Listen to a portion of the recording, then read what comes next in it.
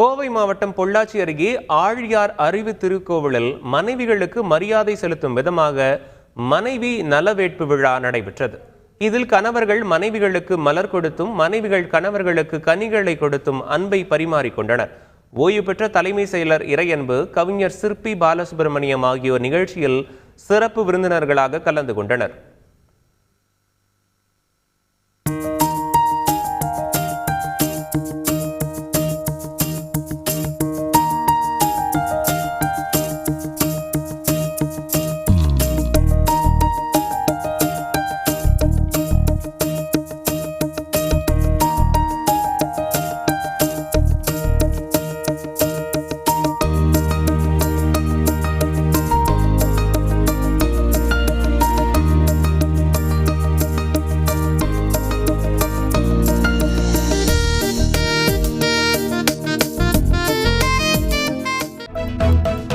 செய்திகளை உடனுக்குடன் தெரிந்து கொள்ள உடனே சப்ஸ்கிரைப் பண்ணுங்க.